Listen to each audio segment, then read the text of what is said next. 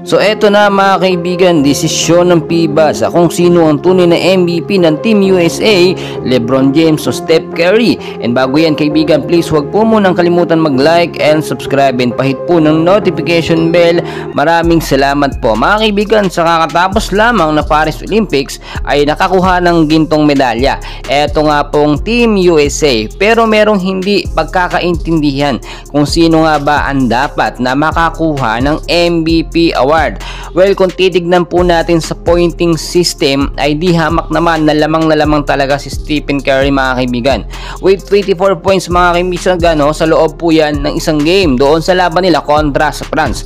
Samantalang si LeBron James naman ay meron lamang 14 points pero nakuha po niya yon sa mga crucial moment or crucial game, especially sa third and sa fourth quarter ng game.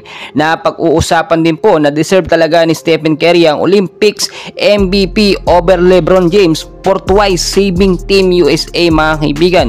Tignan nyo mabuti mga kaibigan ko, no? Eto kasing sinasabi nila na kung hindi nga daw po dahil kay LeBron James ay hindi naman magiging ganyan ang laruan nitong si Steph Curry mga kaibigan.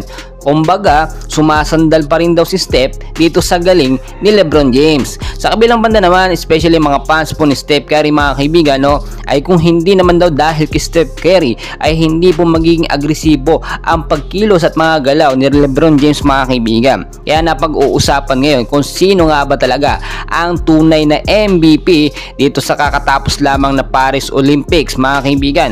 Pero para sa akin mga kaibigan, dapat mag-base na lang tayo dito sa pointing system. So nakuha ni Steph Curry ang kanyang 24 points. Meron po siya mga buzzer beater shot, especially doon po sa fourth quarter kontra sa France, no, which is hindi yan na-credit ng FIBA mga kaibigan.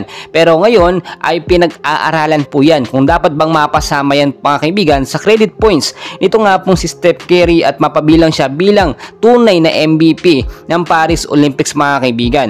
Well, samantalang ito naman si LeBron James mga kaibigan, walang kaduda-duda yung pinakita po niya kasi, no, lalo na yung sapawan niya, no, at balyahin niya itong si Victor Wembanyama doon sa fourth quarter ng game, no, halos si LeBron po ang gumawa mga kaibigan. Crucial and intense po yun, which is very credit po yun talaga dito sa FIBA. Alam naman natin, no, nagkakagulo ngayon dahil napag-uusapan din simula nagsama sa isang team si Steph Curry at si LeBron James ay napakaganda ng chemistry at tandem po nila, which is bagay na bagay nga po sa isang kupunan. Alam naman natin kapag ka nagsama sa isang kupunan na ito ay walang makakatalo sa kanila mga kaibigan. Inaaprobahan, pinag-uusapan na rin yan mga kaibigan dahil paretiro na rin etong si LeBron James. At sana nga daw po bago ito magretiro ay mapasama at magkasama sila ni Steph Curry sa isang team. Well mga kaibigan, dahil pang kaganapan, so dyan lang kayo and please huwag kalimutan mag-like and subscribe.